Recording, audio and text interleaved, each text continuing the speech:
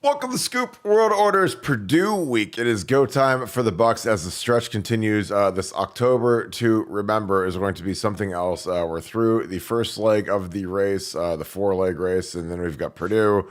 Then we've got the big one against Penn State. Then we got to go to Camp Randall. This is a massive month for Ryan Day and the Buckeyes, so we are going to break all that down. We are going to hand out our awards for the Maryland game, get into Purdue, why it's been a little bit of a house of horrors in the past, why it sucks to play there, and everything else. And we're going to take your questions as well. With that being said, as always, we appreciate you guys so much for joining us. We are cranking along. The site is poppin. BuckeyeScoop.com is the #1 home for Ohio State sports. If you guys are not members, you need to join because it is crazy right now. Nonstop threads, a lot of great discussion, debate. It's a real clean site. It's really a good time, and I really love being on it all day, especially on a football Sunday. Nice, relaxing day after a Buckeye win. Browns are off. The Bengals won, so there's a lot of good vibes on the site. Even the Steelers won for all my Steeler Buckeyes that are out there. So we're going to break all that down. If you enjoyed this video, as always, please click like, click subscribe. Also, click that little alert bell. Shout out where you guys are watching from. I want to know where you guys are watching from. What do you think of the team? What needs to get changed? Put that down in the comments. Again, I always love reading what you guys have to say, and I love your opinions. So that being said, I'm going to bring in somebody who always has an opinion on everything. My good friend, Nevada Buck. Nevada, how are you tonight? You know, I'm doing great. It's been a great day of. I should say it was a better afternoon. The morning games in the NFL were kind of bad, but looking forward to this Sunday night game. I think it's going to be a lot of fun, and had some time to really kind of digest what happened yesterday with the Maryland game. Got a chance to watch it a second time, slow it down, see a few things, and you know, I'm super happy to be 5-0 right now, and for me, it's kind of funny when I see, you know, there's a site. I'm not going to name the site, but there's a site right now that's going all in on the let's fire Ryan Day strategy, and so every article they come out with is like super negative, and I'm just like, what is your deal? Like I'm no Ryan Day apologist, and I'm no, like, I don't think that everything he does is awesome, but like, fire Ryan Day. I mean, like, I have to be the toughest fan base in America, that when you can beat an undefeated team that comes into the stadium and we beat them by 20 points, we cover the spread, and there's more articles about firing the coach the next day. It's just, I mean, I know Ryan Day gets paid $10 million, but it's mind-boggling to me that could be the narrative after a game like yesterday. Even though I know we had some issues, but hey, look, everything's fixable, everything's correctable. Win in advance and stay perfect, and that's what we're doing. So I just don't understand what the problem is. I think it's an impossibly stupid take, but I also think that there's a lot of impossibly stupid people that write those kinds of things. But to me, it all comes down to, well, if not Ryan, then who? You know, if you whack Ryan Day, who you bring in? Urban ain't coming back. You know, back in the olden days when Truss was there and Urban was out there lurking around, that was different. You know, because you had maybe the guy who was on the arc to be the greatest coach of all time sitting on the sidelines for a year, and magically he became the head coach. But if you whack Ryan, I don't know who comes in here. I mean, is it Luke? Is it Vrabel? I don't think it's Vrabel, because Vrabel loves the NFL lifestyle. Luke hasn't really done anything to deserve being the Ohio State coach. You know, he took Cincinnati to the playoffs, but he hasn't won at a major level. You know, kind of a flash in the pan thing. The same thing Tom Herman kind of was. Now he's down at FAU, but you know, I don't think there's an Xbox option. And honestly, I think that this team, I knew there'd be regression on the offensive line. Anybody who's not a total idiot would realize that, yes, Paris Johnson and DeWand, who are two NFL superstar tackles, are playing fantastic as rookies. There's, you know, Josh Fryer and whoever the left tackle ended up being Jimmy Simmons. They were not going to be at that level. Luke Whippler was fantastic. I didn't think Carson Hinsman as a freshman would be as good. So there are struggles on the line. I totally get that.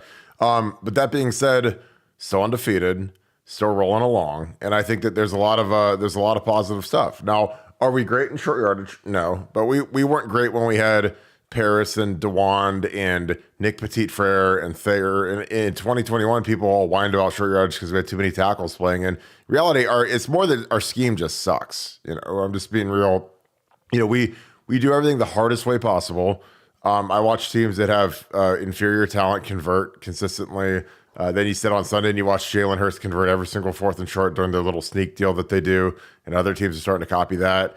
I think it's a schematic thing.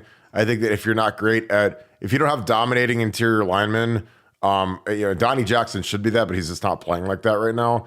You need to change the scheme. You need to be a little bit more diverse. You need to be just harder to guess where the play is going. And we're very easy to figure out. We have no constraint on the backside edge, and we get stopped.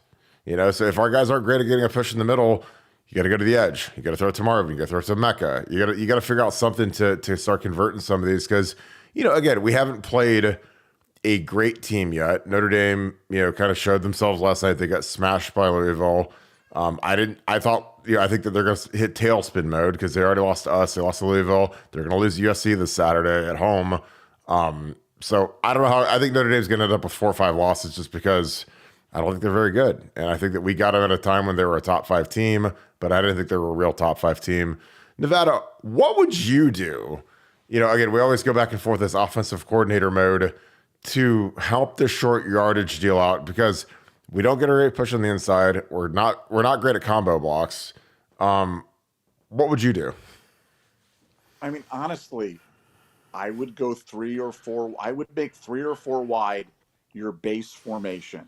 No. Single offset back or maybe one tight end and just run remedial zone read action, and your running game will get immediately better.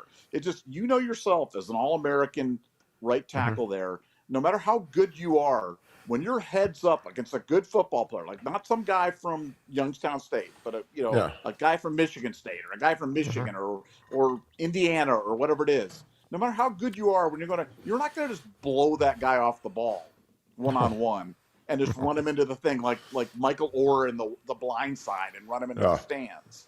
So it's like, you might do that on a double team. You might put a guy on roller skates and run him out there. But one-on-one, you're going to get a stalemate. And heaven forbid if they have more hats than you do. Right now, I think we do offense the hardest way. I think back to the 2006 team. If the 2006 Ohio State Buckeyes team with Jim Tressel as the head coach can go 4 wide virtually the entire game against Michigan, why can't we do it in 2023 with these wide receivers, with this quarterback, with this running back? I mean, that's what I would do. I would spread teams out. I would quit dragging more hats into the box and us having time to run. I can, how I know we're predictable? Because when we're not predictable, the other team is completely jabberwocking and they have no idea what's going on. Like we ran a play yesterday where we had the same formation and Kyle kept it and Silver was off by himself. We threw a 25-yard touchdown pass because we're so darn predictable that when we break tendencies, the defense doesn't know what to do about it. So I think that's my solution to it. I think that we need to embrace who we are. We're a spread pass first team that can also run the ball. And with a guy like Trey Henderson as your single offset back, you can break stuff with that.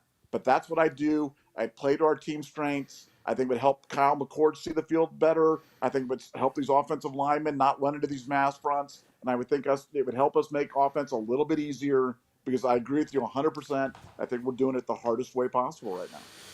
Yeah, and I agree. And if we can, you can go look up how many yards we rushed for against Michigan that game. We ran on them. But, they had Alan Branch, who played like 13 years in the league. He weighed like 350 pounds. It was like 6'5", 6'6". So he was the biggest guy we ever played against in terms of just physical stature. Woodley, honestly, their front was better than Florida's. I know nobody wants to hear that, but they actually were. Go look at their NFL careers versus the Florida guys' careers. It's not even close between Woodley and Branch. Even Terrence Taylor was like a 2nd or 3rd round pick. And then the other guy played like 4 or 5 years in the league too. So, I mean, their whole front, they're all NFL dudes. And, we made a decision because they like to disguise their blitzes that we're going to spread them out. And again, when I was a young neophyte in football and I didn't really know what was going on and I was this young guy, I was like, all right, let's slide up, pound it, and hope for the best. But then when I worked with Urban and I saw the advantage of the spread, when you have speed out on the edge and they have to defend that speed. And then all of a sudden you have like a jet motion and you have jet sweeps and you have all these different, options in an offense, where there's eye discipline and you have to follow a lot of motion and a lot of there's just more disguising of who's getting the ball. And then all of a sudden, you hand it to the fullback or the quarterback runs it, or you do the jet sweep. And it all kind of looks the same, but you don't know who's getting the ball. It's just so much harder to defend. I mean, I honestly, I watched it like the masterclass for me was sitting on the sideline when we were playing the Gators and they whooped us. And I was like, wow, that offense is really tough to defend. And they weren't great up front on the offensive line. I mean, they didn't have a single guy on that '06 Florida Gator team. Not a single one of those guys that started in that game got drafted. None of them. And they absolutely mauled our D-line that had Vern Golston, Jay Richardson, Quinn Pitcock. I mean, those guys are All-Americans, NFL draft picks. Vern was a first-round pick. But it was the scheme. I mean, it was very hard to defend. It was a lot of running side to side. Our guys were gassed. I think that tempo is something that can help out in short yardage, because if you get to 3rd and 1, 3rd and 2, you go right to the line. The defense doesn't have time to adjust or substitute. You can catch them while they're gassed, and you can come off the rock and just whoop them and get that quick yard. But again, the benefit to loving football, the way that Nevada and I do, is that we'll sit and watch football from noon on Saturday all the way till a 1 a.m. or whatever it was last night, and then we'll get up the next day and we'll watch the London game and watch football until we literally do this break on Sunday between the 4:30 games and between Sunday Night Football. Well, hey, let's jump on. We got a 40-minute window where we can get an audience between this and the big night game that's on NBC, and we just watch and study football all day. What do other teams do? What teams that are incredible at short yardage, like namely the Philadelphia Eagles, which I mean they're revolutionizing how to convert on short yardage. What do? Can we copy it? Why don't we do it? Is it because we're scared Kyle McCord's going to get hurt running a quarterback sneak? And my counter to that, as I've said to you 100 times, of that is that Tom Brady is the greatest quarterback sneak person in the history of football, and he was doing it when he was 44 years old, and he never got hurt doing a quarterback sneak. So if he can do it, you don't need to be Michael Vick, you don't need to be RG3, you don't need to be Cam Newton or some massive mutant type quarterback to do it. I mean, Tom Brady is the most plain Jane, average looking guy in the universe physically, and he converted more short yardage plays than anybody. Nevada, what is your why do you surmise that we avoid the quarterback sneak? Well, I mean, it's clear that Ryan Day is afraid of getting the quarterback hurt. I mean, that's a simple statement, but that's just it. Now, is it because Ryan was a quarterback himself? Is it because Chip Kelly? I mean, Chip Kelly came out with a really strong thing about running the quarterback. You better have two because you're going to get a guy hurt. And so I think Ryan Day has just taken that to an extreme right now, where we just won't run the quarterback at all. C.J. Stroud runs more with the Houston Texans in 5 games than he has in 2 years at Ohio State. And that makes zero sense to me. So, at Ohio State, where you've got a guy like Kyle McCord, Kyle's a tough kid. Kyle's a sturdy kid. He's a thick kid. He's not like some little stick figure out there that's going to get broken in half. He can run a quarterback sneak. He can run the ball occasionally. And heaven forbid, if he went down, you know what? You have Devin Brown. It's not the end of the season. We've had years where if Justin Fields went down, that Chris Chugadlobovich ran in and played. You know what I'm saying? So, we're in a much better situation with Devin Brown as the backup, and frankly with Lincoln as the backup to the backup than we've ever been. So, don't be afraid to run the quarterback. Like you said, Philadelphia has made it an art form. They literally body surf on top with Jalen Hurts, and they have the two guys, but literally grab him under the shoulder pads and literally toss him across the line. And he's never down because there's bodies all over the ground, so he's never touching the ground. So, I mean, it works almost 100% of the time. Does it work 100? Nah, maybe 99. But that would solve a lot of problems. But everything you've talked about, tempo, backside constraint, spreading them out, all these things. But, Ryan, where the passing game is so intuitive to him, and he's one of the great passing mind, offensive coordinators, play callers, head coaches ever that I've ever seen in college football. The running game is not intuitive to him. He seems to run at weird times, or when he's trying to force it, or he's trying to make a point, and it just seems so just jinky every time we do it. And do I think we miss Kevin Wilson? Yeah, I know we miss Kevin Wilson. Mm-hmm. Do I wish we had Kevin Wilson back? Yeah, I wish we had an adult in the box calling plays. because I think having Ryan Day, Justin Fry, and Brian Hartline, all your coordinators on the sideline on the offensive side, is a mistake. But that's end of rant. Yeah, I agree, and this is a first and 10. This is obviously not a short yardage, but this is part of the problem when you don't run constraint. You're not good at combo blocks. Like for me, if they're gonna play off on Marvin, I'm catching this and just throwing it right to him. I'm not messing around with this box. They've got they've got 8 up here. I mean, he's man up on I think that's G Scott. But again, our combos, we're high here. We get 0 movement. We get stalemates, which is fine, and he's often man, but he's unblocked, and our combinations are bad, so we can't get to the linebackers. So, when we hand the ball off, when there's no threat of the quarterback, you've got him, and him all ready to go. And you see 2 of the guys, we're supposed to be combination blocking to this guy, and this guy is the read key, and he knows that the quarterback's not keeping it. So, I mean, I don't know. I don't know what we're supposed to do here other than throw. I mean, the thing to do is just, if this guy has the balls to play off on Marvin, catch it, chuck it, done. Say, give a signal, say, hey, you block so he doesn't come off an ACL Marvin, and that's it. And then just keep, tell him to, hey, stay in the box and seal this guy, and then have Marvin make a move on this guy, bust it out here, whatever. But like, you have to do something because again, our combination blocks are poor, because again, if in a perfect world, you're here, you got these 2 work into this guy, you've got these 2 work into this guy, you've got him here, you're reading this guy, and he's in man, so you're running him off this way. But when you're running a read option, the problem is when you're reading this guy, I'll box the read key.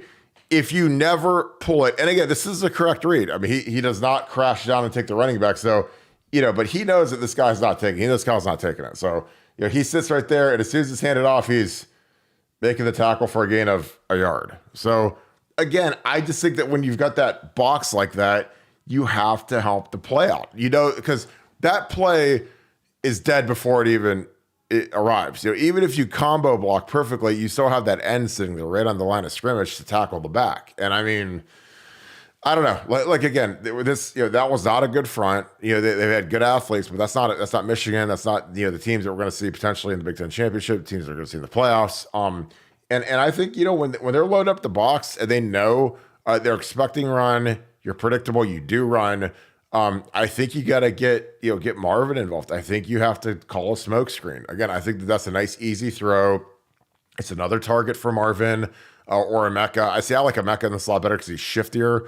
But that's just my opinion. Again, I have sympathy for the offensive line because, again, I played on bad offensive lines. I played on good offensive lines. I coached bad offensive lines. I coached good offensive lines. So I'm not some sort of savant, but I've seen these issues before and they're fixable. And sometimes, if, it's like in war, you don't attack a walled city. You figure out a different way to attack the city. You don't attack a walled city because you're going to burn up your resources. So when you attack a front like that, and you've got 3 guys, you've got, again, you have to know through 5 games what your line is good and what they're good at, what they're not good at. They're really good at pass protection. Again, we haven't given up many sacks. We got a young quarterback.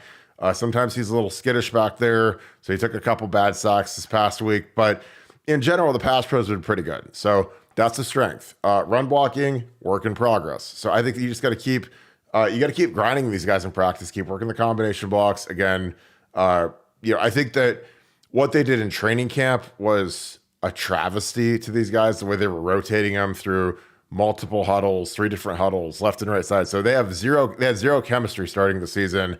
Now through week 4 or 5, I think they're getting a little bit better, but it's not to the point where it needs to be, especially if you got to go up to Ann Arbor and go play a real team. But Nevada, what are some other positives that you gleaned from the Maryland game? Because again, I keep going back to, I rewatched the game again today.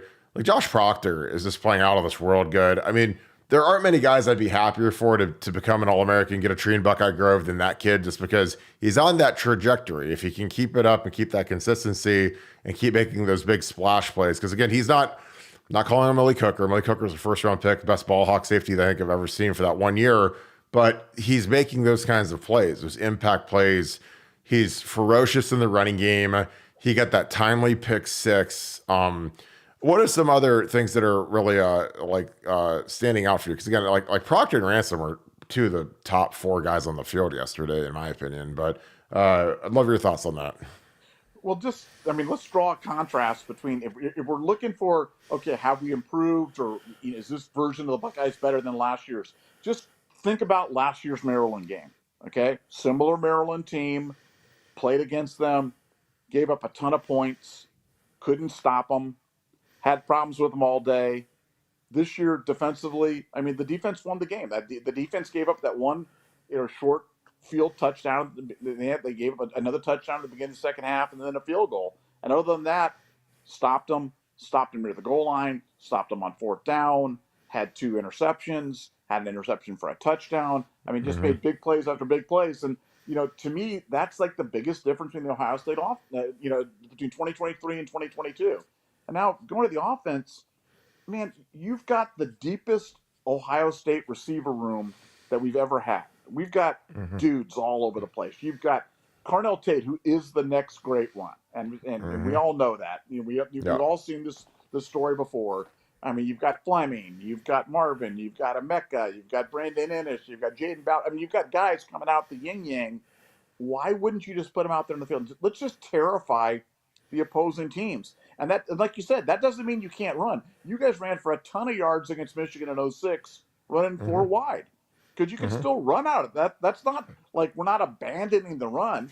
We're just spreading them out and make them defend the field. Let's not run into the thing where you've got 8 guys in the box where to get a successful play, it's got to be 2 successful combo blocks, and then the running back's got to defeat the unblocked defensive end read guy who's coming off the edge. I mean, that is doing offense the hardest way. Let's make them go with 4 down linemen and 1 linebacker, and let's give Trey a chance to beat 1 guy. Let's outnumber them. Let's run the zone read action and make them make a decision. But that's what I would do. If I was Ohio State, I would embrace that fully. I think that plays to our strengths, and you can win a national championship playing football that way. So, I mean, that's what LSU did in 2019. I'd sure as heck do that for this year's 2023 Ohio State team. Yeah, I agree. Like I mean, it's not always going to be beautiful and pretty and whatever, but I mean, last year's team obviously was fantastic with CJ Stroud and Paris and DeWand. But this team, they're not to the level yet of last year's team, just because last year's offense was like an A+ offense, it was an A- offense. But the defense this year, I feel like is a lot more coordinated. I feel like it's a lot better because they're in year 2 of the system. A lot of these guys are playing for, frankly, NFL draft positioning, NFL careers, just trying to get a shot. So I think that always motivates guys. Like, and a lot of guys were hurt. Like Denzel Burke was hurt last year, but like I said, I talk about it all the time. These guys turn it up a little bit more when that money's on the line and they're trying to. Denzel Burke wants to go pro. I mean, he's just unless something crazy happens, he's going to declare for the draft. I know that JT wants to go pro. I don't know if Jack can go pro if he doesn't have any sacks, but it's, Mike Hall wants to go pro. Like a lot of these guys that are 3rd-year guys, like they're turning up, Tyleek, because they want to go to the league. And there's nothing wrong with that. Like that's not a negative thing. Because like I always tell these kids, I'm like, look, whatever motivates you, if it's you want to take care of your mom, you got a little baby, you got your girlfriend, you just want to have like a Range Rover next year, whatever, like figure it out and just, gas it up and let's go. I mean, I didn't care whatever your motivation is. And this is a motivated defense. These guys, frankly, saved our bacon yesterday because, again, they scored the only touchdown that we had in the first half. And, 10-10 is a lot different than 10-3 or 13-3, if they aren't idiots and they hit that field goal. But I just think that there's a lot of momentum on that defensive side of the ball. I mean, they're winning games for us right now. They stood firm versus Notre Dame. Again, you look at some of these stat lines, they shut down 2 good quarterbacks. They're not Caleb Williams level quarterbacks, but they're good college quarterbacks. The kid at Notre Dame, Talia yesterday, less than 200 yards passing. Like, again, if you look at these stat sheets and you say, hey, I'll sign up for less than 200 yards passing by Talia and multiple turnovers, including a pick 6, you're taking that all day. If you look at, the Estabine, the kid from Notre Dame, the running back who led the nation in rushing coming into the game, and he had like I think 70 yards against us. I mean, you sign up for that every day. Their quarterback's numbers weren't great. So again, I think that Jim Knowles is doing a fantastic job, especially in the second half when he gets to go down at halftime, reorganize everything, adjust everything. And let's be real, like the myth of halftime adjustments, it is a myth. It's stupid. The second these guys come off the field after the first drive, there are adjustments being made. They don't sit around and wait. Well, let's wait till we get in the locker room at halftime. No, they're on the headphones. There's a lot of chatter coming down from the box. What do we need to fix? What got us? What are they trying to do against us? How do we fix it? And I think that the coordination between Jim Knowles as the leader of the defense, with Tim Walton and Perry Eliano and the guys down on the sideline has been fantastic. And I think that's something that people don't talk enough about is how, when you have a leader, like there's a reason why, when they do their press conference at the Woody Hayes, they send Ryan Day, who is the leader of the offense, and they send Jim Knowles, the leader of the defense. So, I think that those are the two leaders of the football team. And I think that Ryan likes having a guy who takes on that role as the leader of the unit. He's not just there to be a figurehead or hey, everybody gets to kind of be he wants a authoritarian leadership on the defensive side of the ball. He wants a defensive head coach, and I think Jim Knowles is doing fantastic this year. Nevada, we are heading to West Lafayette, Purdue. A house of horrors. Obviously, the last time we were there in 2018 was one of the strangest games ever where, we get blown out, by Rondell Moore and whatever. I lost there in 2004. We lost there in 2009. It's a really weird place. It's a place that'll be like half capacity when they kick the ball off. It'll be a noon game. It's probably the worst stadium in the Big Ten. It's a dump. It's a little crappy town. But what are your thoughts as we head into the Purdue game? Well, look, I'm always wary of Big Ten road games just because I'm old enough to have seen every possible configuration of Ohio State team lose in just incredible situations. Having said that, Purdue's not good. They just lost to Iowa. They got sacked 6 times by Iowa. They're not good on either one of the lines. This should be a comfortable game for Ohio State going in. I mean, it's as easy as a road game as you could possibly want going into kind of the next couple game stretch. And Ohio State should take care of business. And, as we talked about, the Maryland game, well, despite the fact that we won 20, there's plenty of things to talk about, to complain about, to be angry about. And, the beautiful thing about great defense is great defense carries with you. We always talk about the things that carry with you are great defense in the running game, but we don't have the running game, but we do have great defense. And that has been a staple so far this year. It showed up every week. I have no reason to believe, given we're not just dependent on one great transcendent talent at defensive end or just one great player. We're deep. We're deep and talented all over the defense and very well coordinated. I think the defense feasts, and we went a low scoring slug out with Purdue and just continue to advance and kind of move through the thing. And the rest, I hope that the national media heaps the disrespect on us, calls us the luck eyes, says whatever, and we just keep on cranking, man. That's just win in advance. Yeah, I totally agree. I'm just going to highlight this because, JT Tuimoloau takes a lot of crap because of the sack numbers. He's got 1.5 now. Jack's still looking for the first one, but this is 4th and 1, quarterback run. This is kind of mano-y-mano. They've basically got 6 blockers. We've got, about 7-ish in the box. So basically 7 on 7. And, you watch JT here, a guy that everyone harps on about sacks. This play he makes, and again, also credit to Tylee taking on this double team. Credit to Ty Hamilton taking on the double teams, keeping these guys free. Gap sound absolutely perfect. But JT takes on the crosser, the tight end who's coming to wham back on him. And that is such a great play on 4. You know how hard it is to stop 4th and 1? I know you say as an Ohio State fan, well, we get soft on 3rd one all the time, but this is an amazing play by JT Tuimoloau. He gets them, and then, again, you got to give credit to these guys in the middle, to Tylee, because, again, these guys are, they're the unsung heroes of the whole team, or the defensive tackles, because these guys get double teamed. I wish that there was a way that you could have, like, an Ohio State fan experience where you get to put on this gear and get hit by two guys that weigh like 330 pounds each, like 40 times a game over the course of 2 hours and see how your body felt. Like that's what these guys got to do. That's what they sign up for. And, there's no statistic for defeating a double team or keeping linebackers free so that Tommy can get one of his 13 tackles. But, you watch JT here. I mean, this is just phenomenal. The tight end kind of just whatever. But, I mean, JT, he runs through him, gets a tackle. And again, on the stat sheet, all that shows up as is one tackle.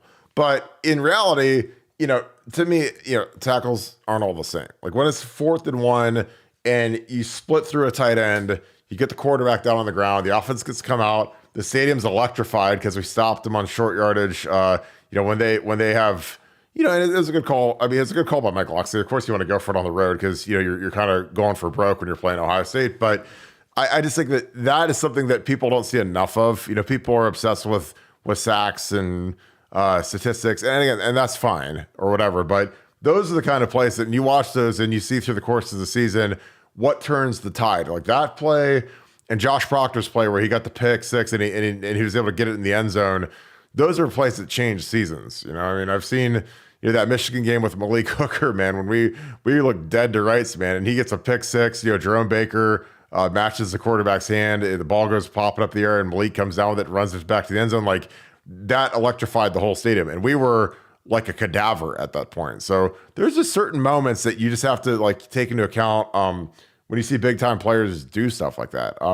That being said, Nevada, any final thoughts? I know that the game's getting ready to kick off, but what are you thinking? How are you feeling about the team? And let's wrap this thing up. I'm actually feeling good. I mean, I am excited that we're 5-0. I'm excited that I really went all in before the season on the fact that we'd have a great defense, and I would have been stunned if we didn't. And the fact that they're delivering and getting better every week, and I mean, because it's one thing to be a good defense and stop the other team. It's another thing altogether to start treating turnovers and big plays and pick sixes, like you said. Those, I mean, when you talk about the most electric plays in the stadium history, I think of Gamble intercepting that ball against Penn State. Yeah. In 02, where he took it back, and I mean, those were like those defining moments where the crowd just goes completely crazy. And I'm excited for the defense, and I really do believe that the offense's problems are fixable. I think Ryan Day's a smart guy, and I think we're going to start seeing some fixes. But man, spread them out, Ryan. Mark Cantoni, I know you're listening to this because you listen to everything we do. Spread them out. Use our talent. Put our best players on the field. We have better wide receivers than anybody in the country. Let's get them all on the field. And with all due respect to Gee Scott and stuff, like, let's take him off and put Carnell Tate on or Brandon Innes on. That's a better matchup than dragging another tight end in the box. Signed, your friend, Nevada Buck. Oh, and also happy birthday, Mark Pantoni. It's his birthday tomorrow. So I know Nevada Uncle Buck has got a giant ham getting delivered to the Woody Hayes tomorrow with Mark Pantoni's name on it. So we'll be excited for that. Love it. All right. Well, with that being said, we're going to wrap this thing up. Again, we appreciate you guys tuning in as always. Thank you guys so much for tuning in. You guys, the site is on fire, BuckeyeScoop.com. If you guys want the best online experience for Ohio State sports, that needs to be your new home. I appreciate you guys so much. If you enjoyed this content, please leave us a like, click subscribe. Also click that little alert box. If you want just more Buckeyes as we get into the stretch run, again, the site is on fire, BuckeyeScoop.com. Check it out. If you try it, you'll probably love it. You'll probably never leave. So with that being said, I hope you guys have a great rest of your day. Thank you so much, Buckeye Nation, and thank you, Scoop family. I'll talk to you guys tomorrow. Go Bucks.